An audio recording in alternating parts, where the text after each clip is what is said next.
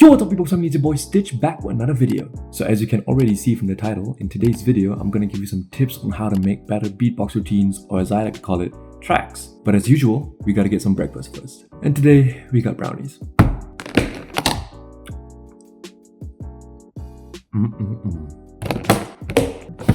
Okay, let's get into the first tip. Now the first tip that I'm gonna give you is something that I find to be very logical, but I feel that majority of the beatbox community does not do it. Use your main language. Now I know people like to make lyrics for them to sing or rap whenever they make their beatbox tracks, and that's fine, but I noticed that the lyrics are always in English for everybody. Now if you're someone who uses English as their first language, like me for example, then it's okay if your lyrics are in English. But if your first language is Japanese, or Tamil, or Mandarin, or Spanish, why not use that as the language for your lyrics? And I'm saying use your main language for two reasons. Number one, when you use your own language, it gives a more unique feel to your beatbox track. And in today's era of beatboxing, the chances of you standing out just because you used a language other than English is very high. You know why? Because everyone's doing their beatbox track in English. So yeah, number one, it makes you stand out from the crowd. Number two, I'm sorry to say this, but a lot of you are not fluent in English. Now it's fine if you're not fluent in English, there's nothing wrong with that. It's just when you write lyrics, a lot of you write lyrics that either don't make sense or they're grammatically incorrect. By all accounts, it doesn't make sense.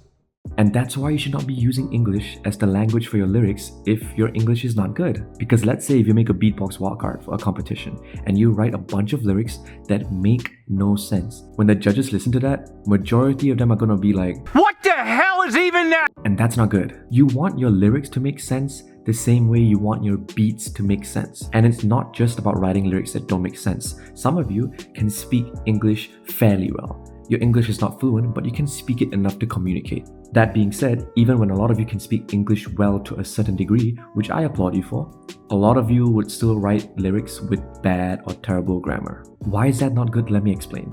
Imagine you have a drum and bass beat. A basic drum and bass beat will have this. And you can use whatever snare you want. You can go.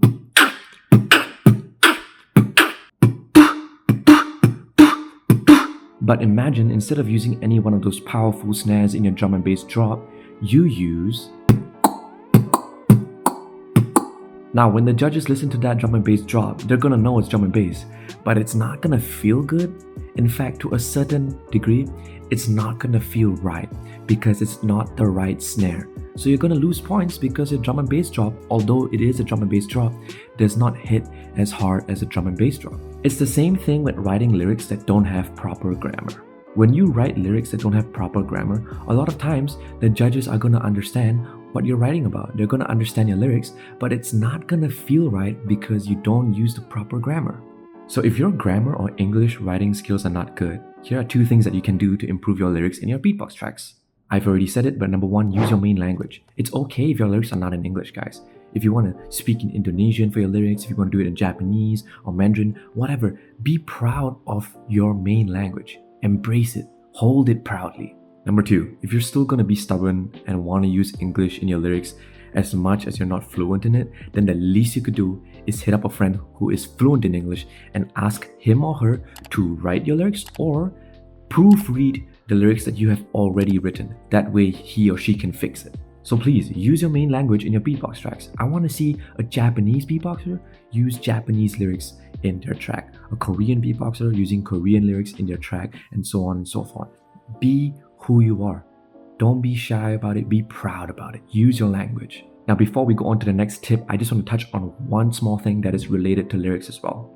And that is slang. So yeah, using slang in your lyrics is something that I find to be very cool. I find that it makes your lyrics pop a little bit more if you know how to use slang properly. Now there are so many different types of slangs. You have the Malaysian slang, which I'm pretty fluent in. You also have Toronto slang. I've been in Canada for like 3 months and I just found out that there is a such thing as Toronto slang.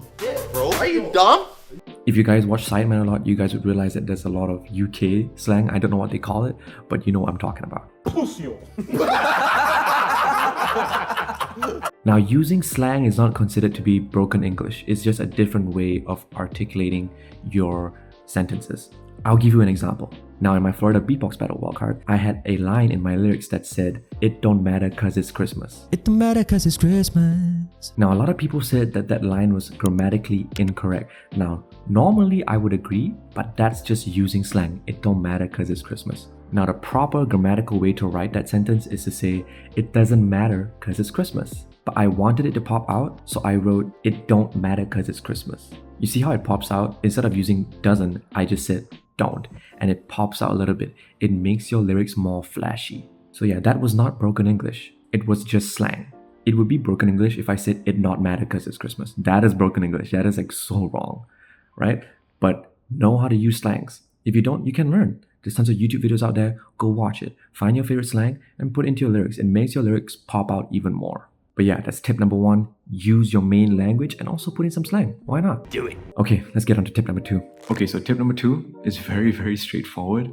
So I'm not going to go deep into it. This is just my opinion. You can disagree if you want. But if you have an original melody, an original beat, whatever, please do not waste it on a cover of a song. This is just my opinion, but I feel that if you have original melodies or beats, you should use it to make your own original track, your own song. Don't waste it on a cover. I've seen tons of beatboxers do a cover of a popular pop song and they made an original melody. They used it on that cover and I'm just sitting there like, okay, now it's used in a cover. You could have used it in your own original track. Don't waste your beats, guys. I know some of you would say, "Hey Stitch, we're not really covering the song, we're remixing it."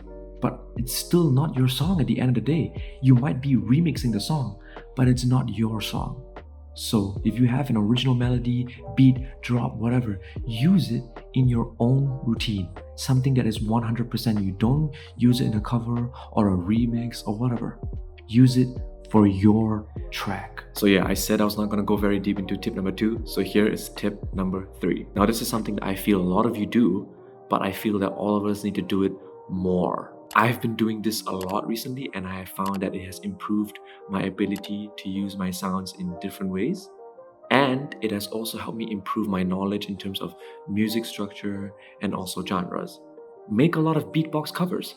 Now earlier I said if you have an original melody or an original beat, do not waste it on a cover. And I still mean that. What I'm trying to say here is do more beatbox covers, but don't remix it or whatever. Instead, try your best, your very best to use your sound kit, to use your style, to replicate the song to the T. Try to make it exactly like the original. Why? Well, there are some benefits to doing this. You see, a lot of us who already have a certain style of ours, we have our own sound set. I have my own sound set, Vokoda has his own sound set, D-Lo has his own sound set, etc. Now what happens if you have a song that sounds like it has sound set A, but your sound set sounds like sound set B?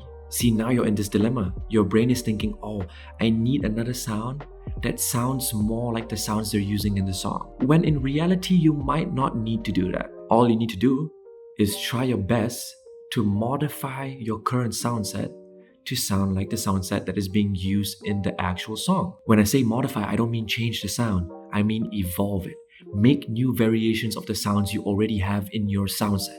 Now, when you do this, you will force yourself to make up new variations of the sound set that you already have. And this is good because a lot of us, when we first make our sound set, we have predetermined roles for each sound. Let's say you have 5 sounds in your sound set, theoretically, right? And this sound is the sound that you always use to cover the lows, to cover the bass. What happens when you cover a beatbox song and this sound is not suitable to cover the bass?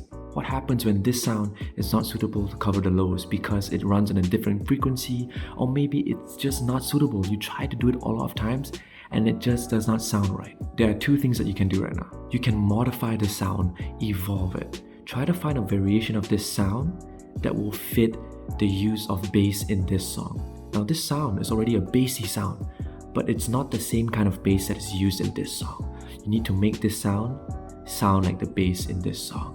So you modify it. That means you gotta train the sound, alright? You gotta do it every day, find new variations, find new mouth positions, lip positions, etc.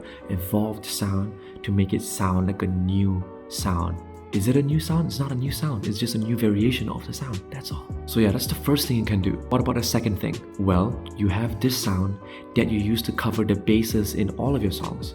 But for this song, this sound is not suitable to cover the basses. Well, that's fine. You have 4 more sounds in your sound set.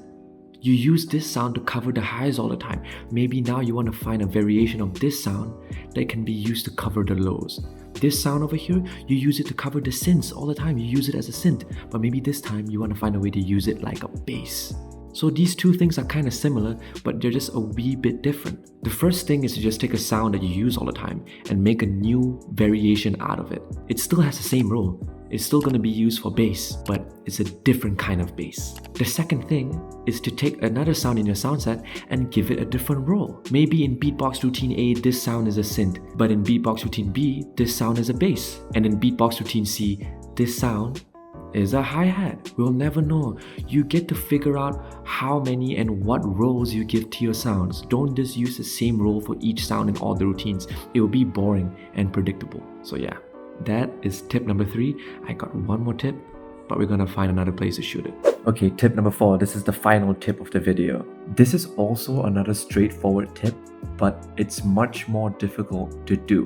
You have to be honest with yourself. Sometimes you will make amazing drops, amazing tracks, and sometimes you will make the most wackiest track ever. Yeah, you suck. And you need to be able to tell yourself, okay, this beat is dope, but this one over here, this one is just absolute trash. It is so whack.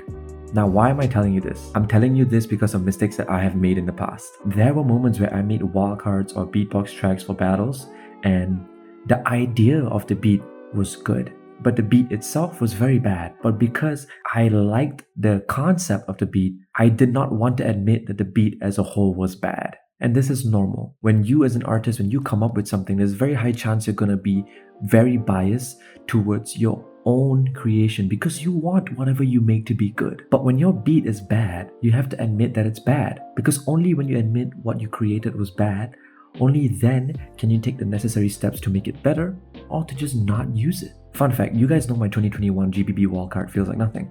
Did you know that during that 1 month period of GBB wildcards, I spent 3 weeks making a GBB wildcard, and in my mind, I was like, yeah, I like the idea of this routine. I knew that the routine was bad, like the routine was so bad, but because I liked the idea of how I structured it together, I did not want to admit to myself that what I made was bad. Luckily for me, I had friends like Hartzell, Artsy, and Adams who literally told me that, yo Stitch, that routine, that track is trash, you're better than that, you can do something better. So you know what I did after they told me that? I scrapped 3 weeks of hard work and I made a new track, and that new track was Feels Like Nothing.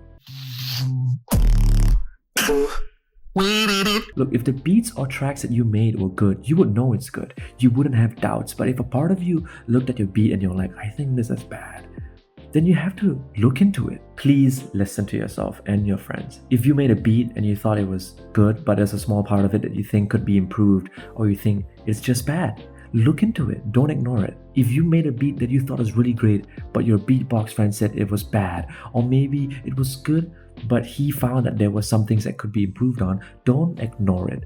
Work on it, because your friends will see and hear things in your beat that you probably did not even notice in the first place. So listen. Do not hold yourself back. Always be ready to take criticism. And sometimes it's easier said than done, but you gotta do it. If you want to get better, you have to be able to take criticisms. And yeah, that is tip number 4. If you like me making videos like this, comment below on what video I should do next. Maybe I can do a different topic. Maybe I can do a part 2 to this video. Just comment it below. Don't forget to like, because the button's right over there. And subscribe. We are so close to 100k subscribers. We just need 9,000 more subscribers and we are hitting that silver play button. And yeah, I'll see you guys next time.